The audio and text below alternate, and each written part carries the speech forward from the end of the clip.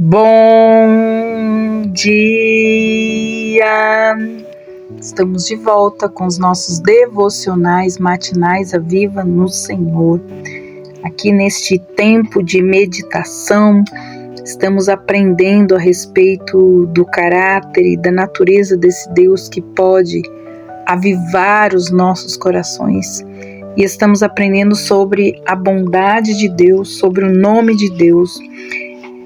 Quando Moisés tem esse diálogo com Deus e nós vimos que Deus lhe mostra a sua glória dizendo quem Ele é.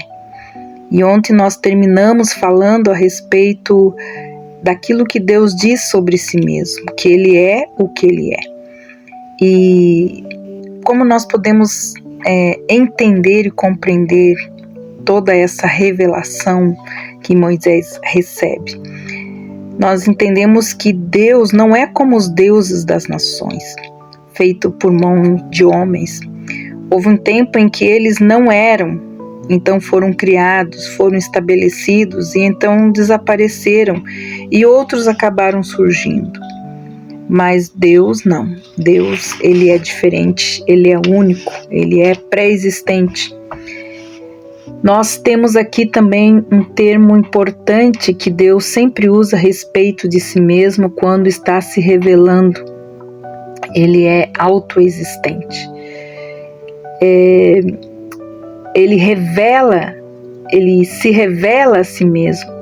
E quando ele fez isso para os filhos de Israel, nós encontramos no capítulo também de Êxodo, capítulo 6, versículos de 2 a 3, quando a gente lê assim: Falou mais Deus a Moisés e disse: Eu sou o Senhor. E eu apareci a Abraão, a Isaque e a Jacó como Deus Todo-Poderoso, mas pelo meu nome, o Senhor, não lhes fui perfeitamente conhecido. Isso significa que, embora ele já tivesse usado este nome para se comunicar com o seu povo, eles nunca tinham dado a ele essa verdade tão importante, que de uma conotação tão especial.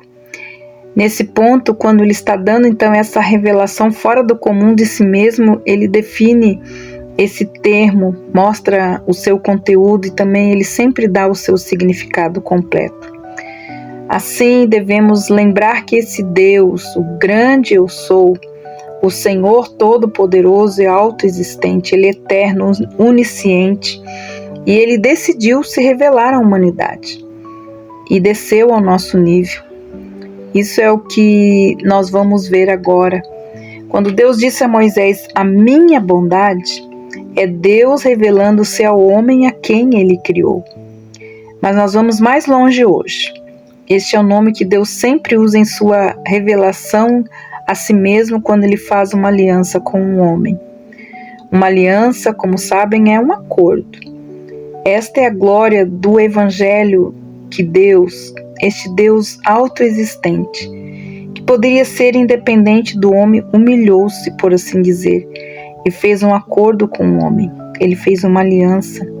Ele fez uma aliança com Abraão, como nós devemos lembrar, somos lembrados dessa aliança lá em Êxodo capítulo 6, versículo 3, quando ele se comprometeu, ele fez um juramento, ele fez um acordo, uma aliança.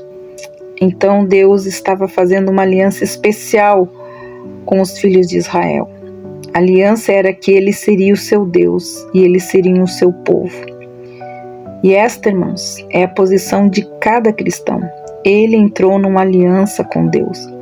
Lembre-se como Paulo expressa em Efésios capítulo 2, quando ele diz que naquele tempo estavam sem Cristo, separados da comunidade de Israel e estranhos às alianças da promessa, não tendo esperança e sem Deus no mundo. Mas agora chegastes perto. Ele diz que a coisa maravilhosa que foi revelada em Cristo é esta, que agora nós, os gentios, também fomos feitos co-herdeiros e membros também da família de Deus.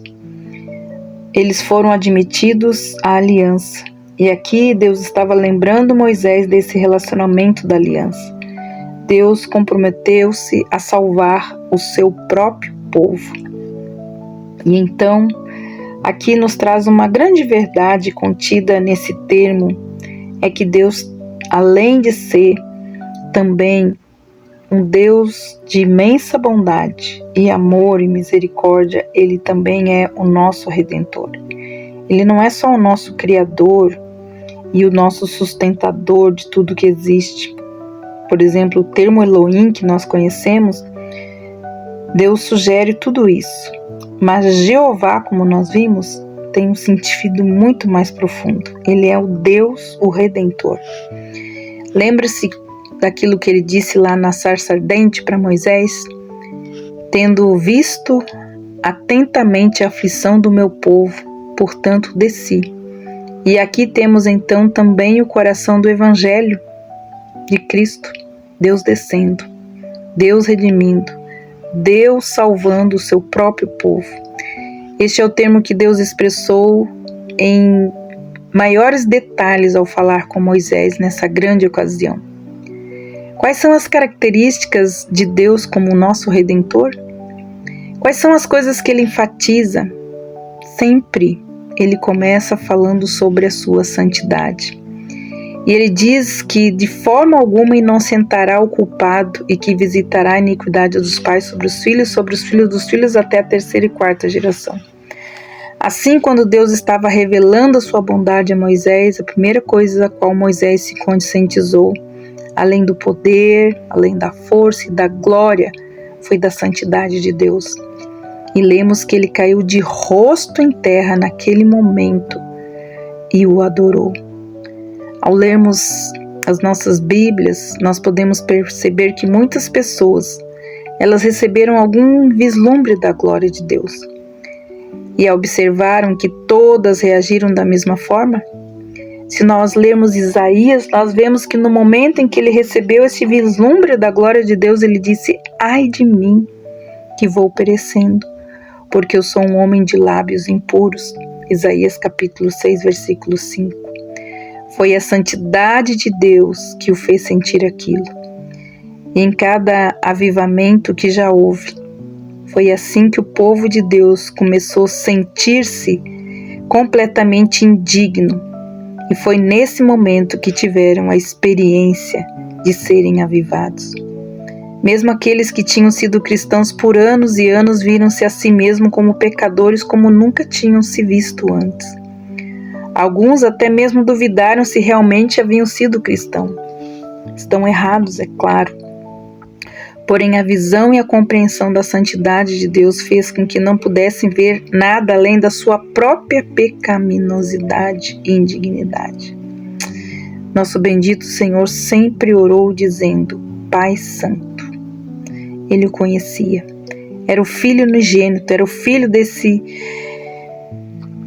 sentido único, mas ele orou: Pai Santo.